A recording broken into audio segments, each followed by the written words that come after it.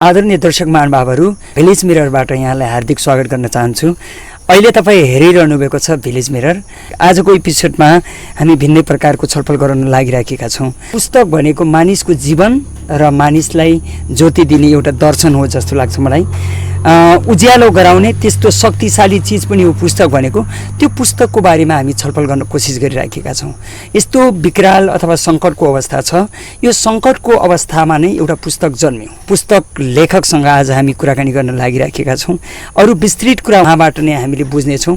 मन परे लाइक गरिदिनु होला, मनै परेन अथवा तपाईँको हृदयमा जे त्यसको प्रतिबिम्ब आयो जस्ताको तस्तै कमेन्ट गरिदिनु होला। अन्तिमसम्म हेरेर साथ दिनु होला हाम्रो च्यानललाई। अब भने हामी विषयवस्तुतिर प्रवेश गर्नेछौँ। यहाँलाई स्वागत गर्न चाहन्छु। नमस्ते। सर्वप्रथम हजुरलाई धन्यवाद मलाई एउटा सानो अवसर दिनुभएकोमा। हामी आज पुस्तककै बारेमा छलफल गर्न लागिराखेका छौँ। तपाईँको दृष्टिकोणमा, बुझाइमा यो पुस्तक भनेको के हो, यसरी नै विषयवस्तु उत्थान गरौँ। पुस्तक एउटा ज्ञानको स्रोत हो र पुस्तक जो मान्छे पुस्तक पढ्ने बानी गर्छ र उसले तपाईँको चाहिँ मानसिक रूपबाट पनि तपाईँको चाहिँ स्वच्छ पवित्र र एउटा चाहिँ बौद्धित्व आर्जन गर्दछ र तपाईँको सुनिन्छ तपाईँको चाहिँ बिल गेट्स, संसारकै धनी व्यक्ति बिल गेट्सले पनि अध्ययनलाई पुस्तक पढ्ने बानी उहाँको पनि धेरै राम्रो छ। तसर्थ पुस्तक सबै हामीले पढ्नु जरुरी छ। मानिसको मार्गदर्शन पनि पुस्तक हो। अब अलिकति यो तपाईँले लेख्नु भएकै पुस्तकको बारेमा छलफल गरौँ होइन। यो छलफल गर्ने बेलामा यो लेखक को परिचय अलिकति दिन पाए राम्रो होला। धन्यवाद सर।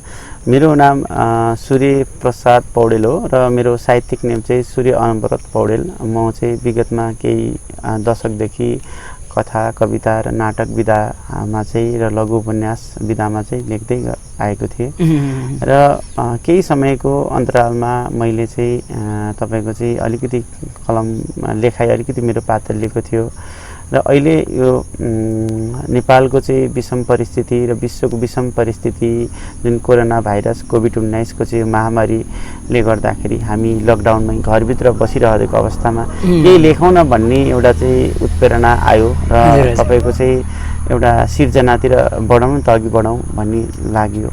जसले गर्दा र केही साथीहरूको प्रेरणा जसले गर्दाखेरि मैले चाहिँ यो रोजगारीको कुरा नामक पुस्तक लेखेको छु र तपाईको हातमा छ अहिले त्यो पुस्तक? हजुर, मेरो हातमा छ र मैले के त भन्दाखेरि अब जुन लकडाउनले देशमा एउटा रोजगारीको समस्या चाहिँ उत्पन्न गराउँछ र देश विदेशबाट र तपाईँको चाहिँ मानिसहरू चाहिँ आफ्नो देशमा नेपालमा फर्किने हुँदा र एउटा चाहिँ रोजगारीको चाहिँ एउटा जटिल समस्या देशलाई खडा हुने जस्तो मानेर अवस्थामा एउटा चाहिँ यो मेरो पुस्तक एउटा सहयोगी बन्न सक्छ है भन्ने अपेक्षाले चाहिँ मैले चाहिँ लेखेको हुँ र यो पुस्तक लेख्नु। हजुर, अलिकति जस्तो यसको सार कुरा, यो पुस्तकले बोलेका कुराहरूको बारेमा अलिकति कुराकानी गरौँ।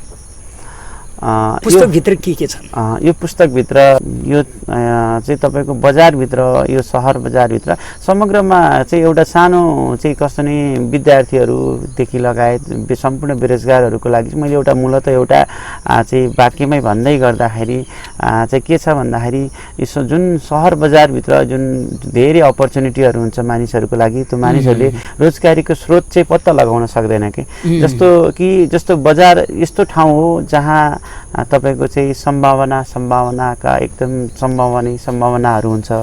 मान्छेले बाँच्न चाह्यो भने तपाईँको धेरै अपर्च्युनिटीहरू पाउँछ र यदि जानेन भने मानिस कुहिरोको काग जस्तै हराउँछ सहर बजारभित्र। र यिनै कुराहरू जस्तो हाम्रो सहर बजारभित्र के चाहिँ अपर्च्युनिटी छ त हाम्रो चाहिँ यो तपाईँको चाहिँ के चाहिँ हामीले चाहिँ रोजगारी चाहिँ स्वदेशमा चाहिँ हामीले रोजगार उत्पादन चाहिँ तपाईँको रोजगारी चाहिँ प्राप्त गर्न सक्छौँ भन्ने कुरा चाहिँ विषयवस्तु यसमा छ। र मेन अनि अर्को पाटो चाहिँ के छ भने हामीले जति पनि करप्सनको कुराहरू गर्छौँ, भ्रष्टाचारका कुराहरू निर्मूल गर्नुपर्छ, समाजलाई स्वस्थ गर्नुपर्छ र तपाईँको चाहिँ नैतिक कुराहरू गर्छौँ र यो नेताको चाहिँ एउटा चाहिँ भाषणको रूपमा चाहिँ सबैले प्रयोग गर्दै आइरहेको छ। र मूलतः मेरो किताबको चाहिँ अर्को पाटो के छ भने जबसम्म मान्छे आर्थिक रूपबाट समृद्ध चाहिँ हुँदैन तबसम्म ऊ चाहिँ भ्रष्टाचारबाट निर्मूल हुन सक्दैन। र तपाईँको आर्थिक रूपबाट एउटा चाहिँ हाम्रो के छ भने सबैले आफ्नो क्षेत्रबाट तपाईँ आर्थिक रूपमा समृद्ध हुनुपर्छ, म आर्थिक रूपमा समृद्ध हुन्छु, तब मात्रै मान्छे बाध्यतामा परेर विवश भएर व्यवस्थामा चाहिँ एउटा चाहिँ जुन भ्रष्टाचारतिर लाग्ने हुन्छ। मैले चाहिँ मेरो आर्थिक पाटो चाहिँ ले धानेन, त्यो भएर म बाध्यतावश मैले चाहिँ भ्रष्टाचार गर्न लागेँ भन्ने एउटा चाहिँ मानसिक सन्तुष्टि राख्छ। अनि त्यो चाहिँ एउटा कारण हो। त्यही भएर चाहिँ मान्छेले चाहिँ तपाईँको ठाउँमा आर्थिक समृद्धि हुनु पर्यो र म मेरो ठाउँमा चाहिँ आर्थिक समृद्धि हुनु पर्यो र हामीले देशमा के चाहिँ छन् तपाईँको चाहिँ लिगल इन्कमका स्रोतहरू, यो कुरा चाहिँ हामीले चाहिँ पत्ता लगाउनु पर्यो र लिगल इन्कमको स्रोत चाहिँ हामीले खोज्नु पर्यो र काम गर्नु पर्यो, देशभित्रै श्रम गर्नु पर्यो भन्ने मेरो चाहिँ खास यसको थिम्स चाहिँ स्वरोजगार अथवा रोजगार बन्नको निम्ति यो पुस्तकले अतिभन्दा अति सहयोग गर्छ, मद्दत गर्छ भन्ने कुराकानी चाहिँ गर्नुभयो। अब तपाईँ यो रोजगारीको खास रोजगारीको थिम्सबाट तपाईँले यो लेख्नु भएको या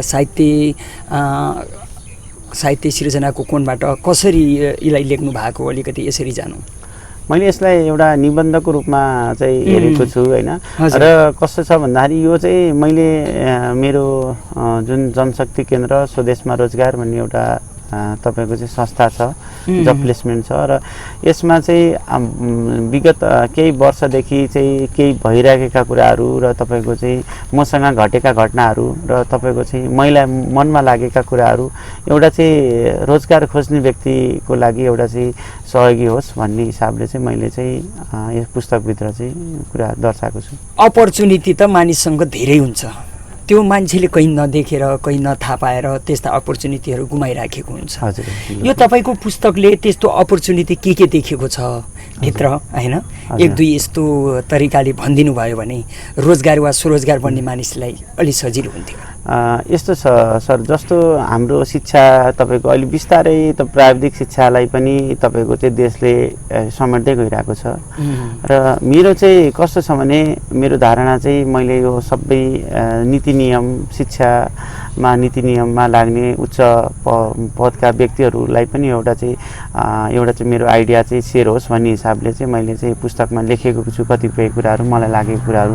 जस्तो चाहिँ प्राविधिकबाट जस्तो हामीले पुरानोको शिक्षामा चाहिँ 4 क्लासबाट एबिसिडी सिक्यौँ होइन, र बच्चाहरूलाई तपाईँको 6 कक्षाबाट यदि हामीले प्राविधिक र तपाईँको सैद्धान्तिक दुवै शिक्षा हामीले पढायौँ भने जबसम्म यदि कृषिमा लागेको मान्छे छ भने उसले करेसाबारी तपाईँको चाहिँ +2सम्म 6 वर्ष हुन्छ, उसले कृषि सम्बन्धी सम्पूर्ण खेतीबारीमा जानेको हुन्छ। यदि बिजनेसमा यदि 6 कक्षादेखि नै हामीले उसलाई प्राविधिक शिक्षाको करिकुलमभित्र हामीले चाहिँ शिक्षित तपाईँको विद्यार्थीलाई पढायौँ भने र शैक्षिक सँगसँगै होइन तपाईँको चाहिँ सैद्धान्तिक शिक्षा सँगसँगै पढायौँ भने उसले तपाईँको चाहिँ बिजनेसको विभिन्न आयामहरूको बारेमा बुझिसकेको हुन्छ। र त्यस्तै तपाईँको चाहिँ कम्प्युटरको बारेमा यदि हामीले प्राविधिकतिर 6 कक्षादेखि नै हामीले चाहिँ तपाईँको चाहिँ सैद्धान्तिक शिक्षा सँगसँगै हामीले चाहिँ जोड्यौँ भने उसले एउटा चाहिँ 12 पछि सायद मलाई लाग्छ राज्यले कम्प्युटर यदि त पढायो भने कुनै जागिर दिने आवश्यक छैन, ऊ एउटा सक्षम आत्मनिर्भर बनिसकेको हुन्छ। किन 6 वर्ष एउटा हाम्रो यहाँ त कस्तो छ भने +2बाट बल्ल त प्राविधिकतिर जाने एउटा चाहिँ उपाय खोज्ने चलन छ। त्यो बेलाखेरि किन एज पार भइसकेको हुन्छ र तपाईँको अनि 1-2 वर्षको अवधिमा सिकेको कुराले खासै तपाईँको चाहिँ मान्छेलाई सक्षम बनाए। लगभग यो चाइनातिर चाहिँ यस्तो किसिमको शिक्षा चाहिँ पढाउने मैले माने होइन। यदि त्यो हिसाबले गरायो भने मान्छेलाई तपाईँको आफै एउटा चाहिँ आत्मनिर्भर बनिसकेको हुन्छ 12 पास। राज्यले कुनै एउटा चाहिँ जागिर खोजिदिनै पर्छ भन्ने हुन, उसको मान्छेले आफै एउटा चाहिँ रोजगार चाहिँ आफैले चाहिँ एउटा खोजिसक्छ भन्ने एउटा चाहिँ मैले राज्यलाई पनि सहयोग होस् र सम्पूर्ण चाहिँ मानिसलाई पनि सहयोग होस् भन्ने मेरो चाहिँ लागेको छ होइन।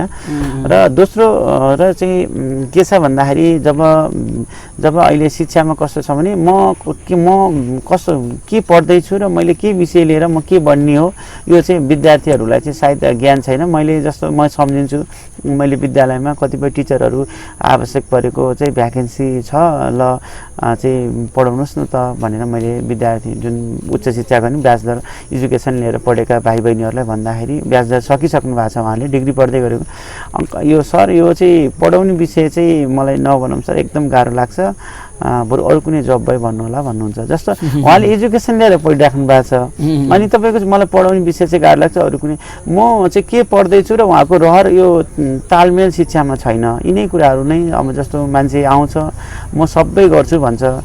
अनि दोस्रो बाटो मैले देखेको के छ भने म कम्प्युटर पढेछु भनेर चाहिँ सर्टिफिकेट लिएर आउँछ, हेर्नुहोस् हातमा यसरी सर्टिफिकेट देखाउँछ। अनि त्यो पनि एउटा प्राविधिकमा चाहिँ सर्टिफिकेट देखाउन छैन, फिल्डमा गएर काम गरे भइहाल्छ। अनि दोस्रो मैले देखेको चाहिँ समाजमा के छ भने अनि उसले कम्प्युटर शिक्षा सिक्छ, अलिकति सबै सिकेको हुन्छ कि कुनैमा नि दक्ष हुँदैन, अनि त्यसो अलिकति सबैमा सिक्छ, जसले गर्दाखेरि ऊ कुनैमा जब पाउन सक्दैन।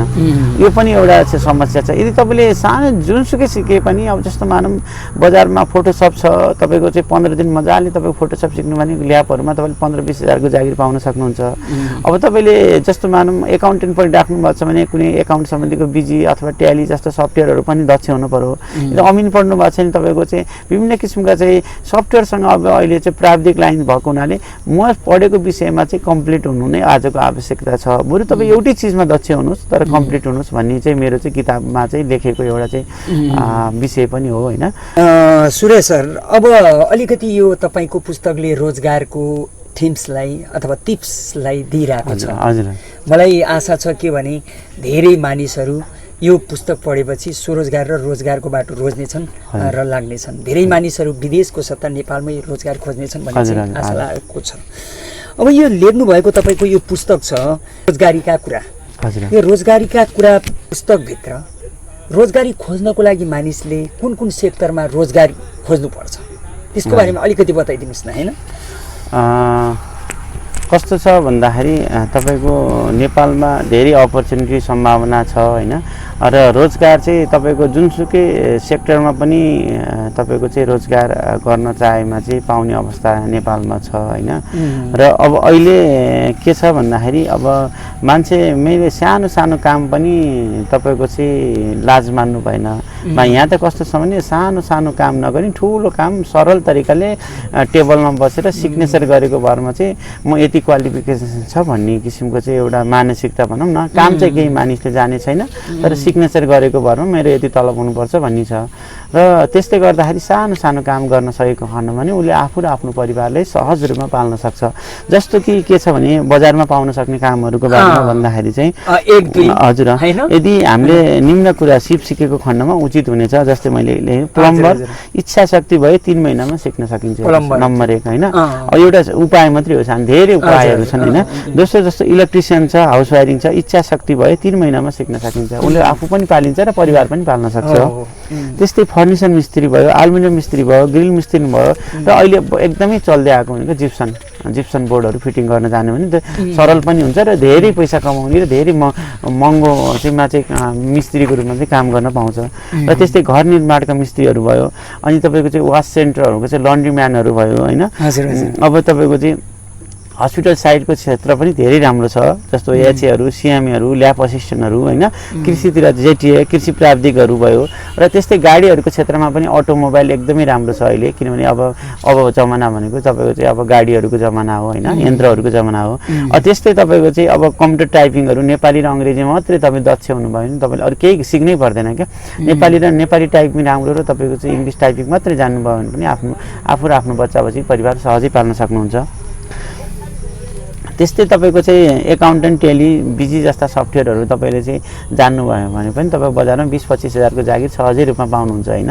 र त्यस्तै तपाईँको चाहिँ अमिन र अटोक्याटहरू जान्नुभयो भने पनि तपाईँको चाहिँ अमिन पढ्नुभयो, अटोक्याटहरू जान्नुभयो भने पनि तपाईँले एउटा चाहिँ नक्सा तपाईँको डिजाइन गरेर एउटा मजाले राम्रो काम गर्न सक्नु, एउटा चाहिँ रोजगार पाउन सक्नुहुन्छ। त्यस्तै designer, Photoshop, web designer, net सम्बन्धी camera, CC, movie maker, videographer, software developer होइन। यो पनि अब अहिलेको किनभने अब तपाईँको चाहिँ यो तपाईँको चाहिँ अहिले यो प्राविधिकको जमाना छ होइन। र अब तपाईँको चाहिँ यो अब टेक्नोलोजीसम्म चाहिँ आफू केही अगाडि बढ्यो भने चाहिँ यो पनि धेरै राम्रो अपर्च्युनिटी छ होइन। अब अहिले त च्यानलहरू छ, विभिन्न युट्युब च्यानलहरू हरेक कुराहरू छ होइन। र त्यस्तै अब ड्राइभिङमा पनि तपाईँको चाहिँ लाइट हेभी गाडी तपाईँको सिक्यो भने तपाईँको जीवनमा चाहिँ तपाईँ एउटा गाडी चलाएको भरमा पनि तपाईँले मजाले गर्न सक्नुहुन्छ। अब बिस्तारै त अब अझ तपाईँको बाइक ट्याक्सीवाला तपाईँको पनि आउँदैछ होइन। विभिन्न कन्सेप्ट अब के छ भने यो पनि एउटा राम्रो हो। र तपाईँको डिलर किरानाहरूमा सेल्सम्यानहरू गाडीहरू किराना सामानहरू अझ विभिन्नको मार्केटिङ त्यसमा सेल्सम्यान गर्न सक्नुभयो। अब तपाईँको भ्याकलहरूको सेल्सम्यान गर्नुभयो, क्रसरहरूमा गिटी बालुवाहरूको सेल्सम्यान गर्न सक्नुभयो। अनि त्यस्तै अब तपाईँ पेन्टरहरू पेन्टर तपाईँको काम पनि खासै धेरै गाह्रो काम होइन, सहजै रूपमा तपाईँको चाहिँ काम सिकेर काम रोजगार गर्न सक्नुभयो। तरकारी जान्ने सेल्सम्यानहरू गर्न सक्नुभयो होइन, त्यो पनि। त्यसपछि तपाईँको हार्डवेयर सामानहरूको सेल्सम्यान गर्न सक्नुभयो होइन, विभिन्न कम्पनीहरूको चाहिँ हार्डवेयर तपाईँको सामानहरू हार्डवेयर पसलहरूमा सेल्स गर्न सक्नुभयो। त्यस्तै औषधिहरूसम्म एमआर सम्बन्धीको सेल्सम्यान गर्न सक्नुभयो। गार्मेन्टको सामानहरू जस्तै स्कुल कलेजहरूमा चाहिँ ड्रेसहरूको चाहिँ तपाईँ गार्मेन्टसँग मिलेर तपाईँको सेल्स गर्न सकियो। अनि त्यस्तै तपाईँको चाहिँ सेल्सम्यान भन्नाले अर्को बिमामा अभिकर्ता बनेर राम्रो अथक एउटा पैसा कमाउन सकिन्छ होइन। लगानी भनेको जम्मा 1000 रुपियाँ होइन। र तपाईँको अब काम गर्न सकेको खण्डमा धेरै अभिकर्ता पनि एउटा सेल्सम्यान धेरै राम्रो हुन्छ होइन। त्यस्तै फेन्सी वा कुनै सम्बन्धीको सेल्सम्यान होइन, फेन्सीहरूमा तपाईँको चाहिँ अनलाइनबाट चाहिँ तपाईँको कुनै होलसेल डिलरहरूमा गएर तपाईँको चाहिँ तपाईँ एउटा चाहिँ सामान ल्याएर मान्छे ग्राहकको घरसम्म पुर्याउन सक्नुभयो होइन, त्यो पनि हुनसक्छ। विषयगत कक्षा शिक्षण आदि आदिमा तपाईँको होम ट्युसनहरू पढाएर तपाईँ एउटा रोजगारीको उपाय गर्न सक्नुभयो होइन। अब यदि यस्तो तपाईँ राम्रो जागिरको खोजीमा हुनुहुन्छ, निम्न कुराहरूमा चाहिँ एउटा सृजनात्मक सोचाइ हुनुपर्छ होइन, एउटा अब मान्छे समालोचनात्मक सोचाइ बनाउनुपर्छ र निर्णय गर्ने क्षमता विकास गर्नुहुन्छ र गर्नुपर्छ र प्रभावकारी संसारसँग अपडेट रहिरहनुहोस्, जसले गर्दा नयाँ नयाँ अवसरहरू थाहा हुन्छ। जस्तो अहिले तपाईँको हामीले कहाँनिरको मान्छे चाहिँ एउटा किताबको किलो जस्तो भन्छ कि अहिलेको विद्यार्थीहरू, जस्तो कतिपय कुरामा बाहिरी नलेज नलाग्ने अब विभिन्न अपर्च्युनिटीहरू सञ्चार माध्यममा आइरहेको हुन्छ सर होइन।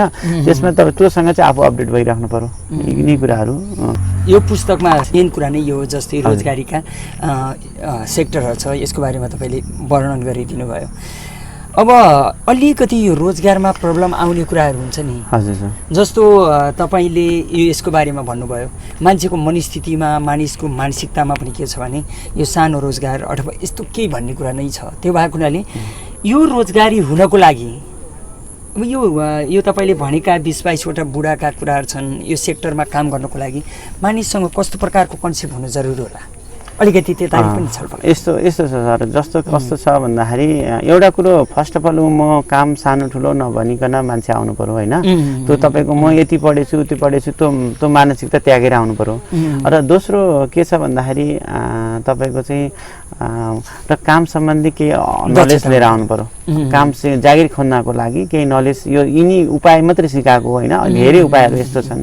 अनि त्यसपछि के छ भने मान्छेले काम त गर्दै सिक्दै जाने, तर यहाँनिर कुरो बुझ्नु भने तपाईँले जुनसुकै काम यदि गर्नुहुन्छ भने त्यसको प्रभाव चाहिँ अरूसँग परिरहेको हुन्छ। अरू कुनै ठुलो काम गर्दाखेरि त्यसको प्रभाव परेको हुन्छ र तपाईँको त्यही बेसलाई टेकेर तपाईँले आफ्नो क्यारियर डेभलप गर्न सक्नुहुन्छ।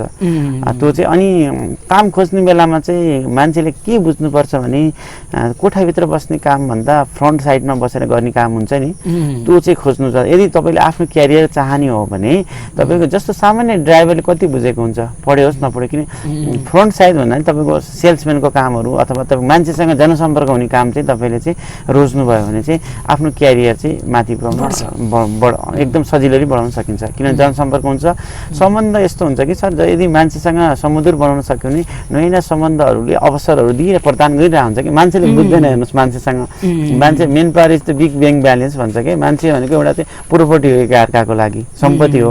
र त्यो सम्बन्धलाई चाहिँ तपाईँको त्यो मौकाको रूपमा सदुपयोग गर्न जानु भने चाहिँ सम्पत्ति भनेको त्यही नै हो सर। अब छलफल यतातिर दोहोऱ्यौँ अलिकति, यो पुस्तक कसरी लेख्नुभयो भनेर त्यो दोस्रो पाटोमा जाउँ न। जस्तो यो स्वरोजगार बन्नको लागि मानिसहरूको कन्सेप्टको बारेमा अगाडि कुराकानी गर्नुभयो होइन। जस्तै विदेशै जानुपर्छ मान्छेलाई अथवा ठुल्ठुला कामै गर्नुपर्छ मान्छेलाई, यो भन्ने बारेमा कुरा गर्दै हुनुहुन्थ्यो होइन। यसलाई केही थप कुरा गर्ने छ कि? यो कस्तो छ भन्दाखेरि तपाईँको मैले शिक्षाको तपाईँको चाहिँ उपसचिवज्यूलाई चाहिँ मैले यो पाण्डुलिपि दिएको थिएँ। तपाईँको हाम्रो विनोद गौतम भन्ने हुनुहुन्छ, घोराई उपमहानगरपालिका शिक्षा युवा तथा खेलकुद महाशाखा दिएको थिएँ। अनि उहाँलाई पनि एउटा केही होस् भने, अनि पछि हाम्रो डाक्टर लोकराज पुराजुली सरलाई यो दिएको थिएँ, कस्तो छ किताब छाप्न मिल्छ मिल्दैन भनेर।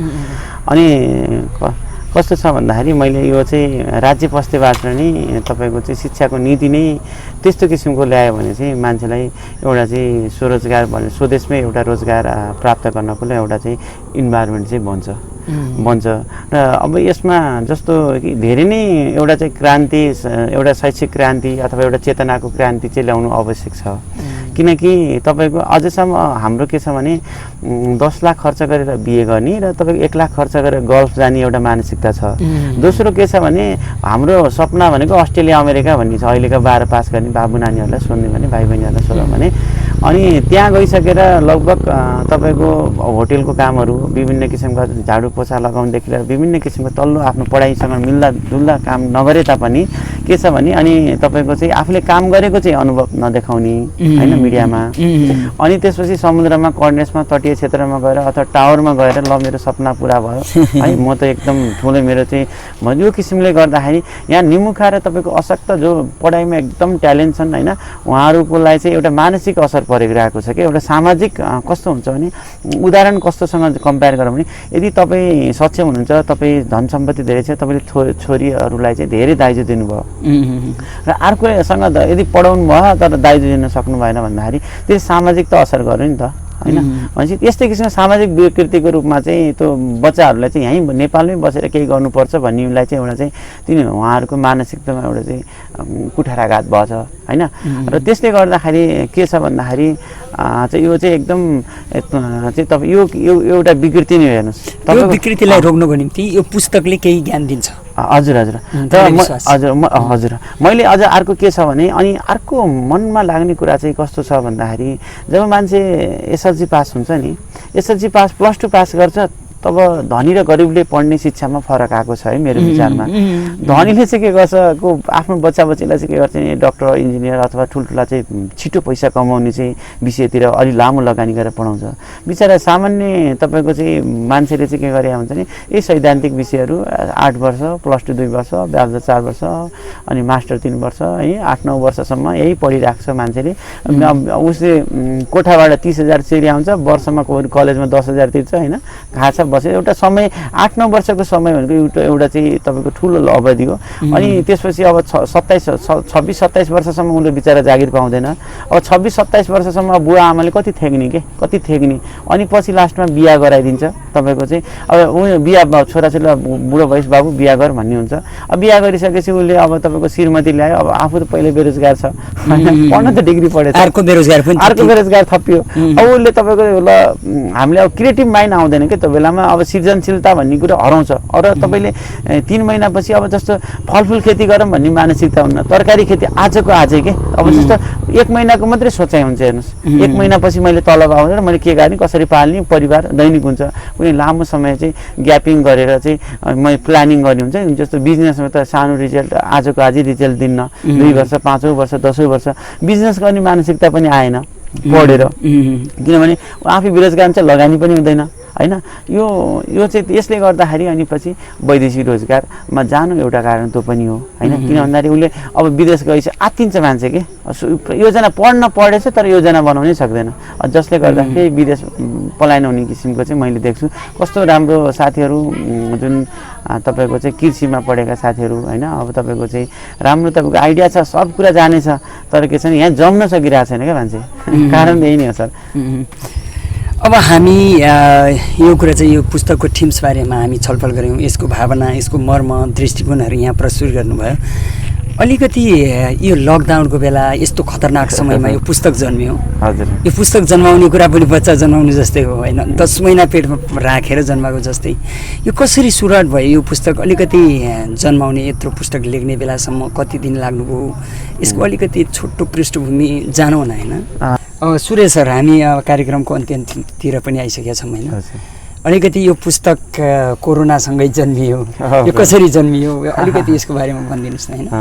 कस्तो छ भने सर अब जस्तो सरकारले 81 लकडाउन गर्ने कुरो भयो अनि म चाहिँ होला नि त अब 1-2 दिनमा खुल्ला भन्ने हिसाबले म चाहिँ चितवनतिर गएको थिएँ अनि चितवनतिर जाँदै गएर बस्यो। अब सरकारको नियम हामीले पालन गर्नुपर्छ होइन सबैको लागि भन्ने भयो बस्यो अनि त्यसपछि अब 1 हप्तामा त खुल्छ होला भन्ने भयो अनि त्यसपछि तपाईँको चाहिँ 1 हप्ता पनि खोज्ने फेरि लकडाउन थप अर्को 1 हप्ता अनि बिचमा अब तपाईँको चाहिँ न धेरै पैसा पनि थिएन भयो होइन। अब त्यसपछि राम्रो त नेटहरू सुविधा केही पनि थिएन। अब खालि एउटा चाहिँ कोठामा बस्नुपर्ने एउटा चाहिँ भनौँ न एउटा घरभित्रै कोठामै बस्नुपर्ने होइन अभावै अभाव बिचमा बस्नुपर्ने अनि त्यो साँच्चै वास्तवमा नि अभावमा सिर्जना जन्मिँदो रहेछ है सुख विलासितामा चाहिँ मान्छे सिर्जना जन्मिँदो रहेछ भन्ने कुरा चाहिँ मैले चाहिँ जस्तो यतिका समय मैले यहाँ तपाईँको घोराइमा बिताइयो होइन अब बस्यो यो लेखौँ भन्ने चाहिँ आएन सर अनि त आएन त्यो लकडाउनमै आउनुपर्ने किन त होइन कोरोना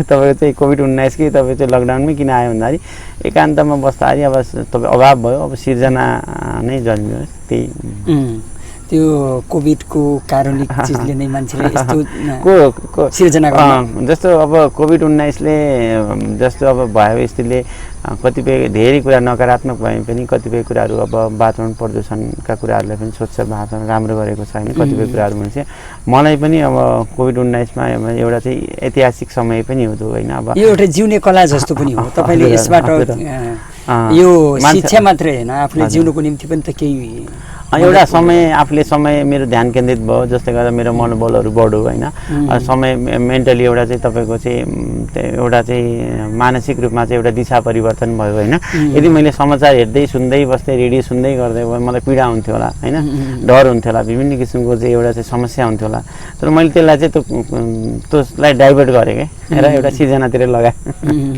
यो सिर्जनाले तपाईँलाई जस्तो भौतिक रूपमा आर्थिक रूपमा केही मद्दत गर्ने खालको गर्यो कि अरूलाई मात्रै यस्तो हेल्प हुने खालको मैले यसलाई चाहिँ तपाईँको के छ भन्दाखेरि मैले नेपालमा धेरै संस्करण हुने किताब मध्येमा यो पनि एउटा पर्छ भन्ने चाहिँ मैले चाहिँ हिसाबले चाहिँ यसलाई चाहिँ काम गरिरहेको छु होइन अब अहिले त एउटा संस्करण भयो 1000 प्रति छ र सकिन लागिसकेको अवस्था छ होइन अब दोस्रो संस्करण फेरि यसैमा आउँछ र सायद तपाईँको व्यवसाय पनि हुन्छ यसले तपाईँलाई यसो लकडाउनको बेला चामल किन्नको निम्ति मद्दत गरेको छ यसले चाहिँ एकदमै तपाईँको चाहिँ व्यवसायिक पनि मैले हुने देखिरहेको छु किन भन्दाखेरि किताब सानो छ सानो साइज एकदमै तपाईँको सानो छ यसको मूल्य पनि धेरै छैन होइन तपाईँको चाहिँ यसै अब तपाईँको 50 रुपियाँ मूल्यमा तपाईँको किन्न सकियो र अब 50 रुपियाँ भनेको मानिसहरूले नास्ता खायो नि 2टा समोसा होइन र केही कुराहरू चाहिँ व्यावहारिक कुरा फेरि अब यो स्कुल कलेजमा चाहिँ नपाउने हुनाले यो व्यावहारिक